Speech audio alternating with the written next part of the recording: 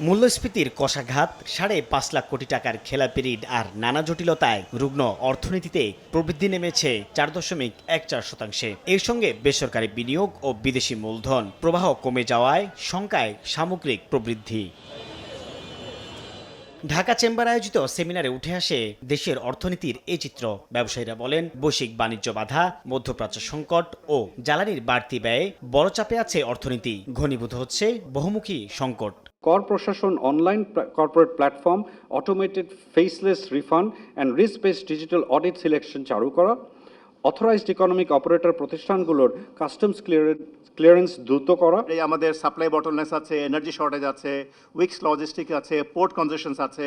এগুলো যদি আমরা অ্যাড্রেস করতে না পারি, শুধুমাত্র রেট যদি আমি কমিয়ে দিই, আপনার ব্যবসায়ী বন্ধুরা আছেন, আপনারা কি ইনভেস্টমেন্ট করবেন? আমি 0% দিয়ে আপনি ইনভেস্টমেন্ট করবেন না। প্রবৃদ্ধি ও বিনিয়োগ বাড়াতে দেশের অর্থনীতির সাথে সামঞ্জস্যপূর্ণ মুদ্রানীতি সংস্কারের তাগিদ দেন অর্থনীতিবিদরা। সবসময় বলি যে 7.7% হলো আমার রেভিনিউ জিডিপি রেশিও, আমরা এটা বলি।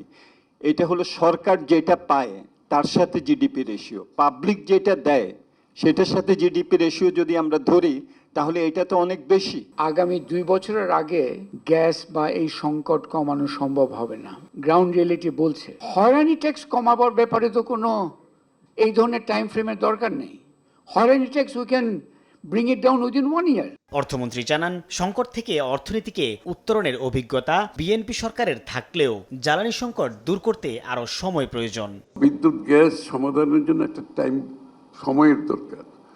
আমরা যদি সব রিসোর্সও মোবিলাইজ করি, সরকারের সব ধরনের চেষ্টাও করি, আমরা এই সময়টাকে আমাদের নিয়ন্ত্রণে নাই, এটা আমাদের বাইরে। কিন্তু আমরা যেটা করতে চেষ্টা করছি যে স্টপ গ্যাপ মেজার হিসাবে আমরা কি করতে পারি, শর্ট টার্মে কি করতে পারি, লং টার্মে, মিড টার্মে, লং টার্ম কি করতে পারি।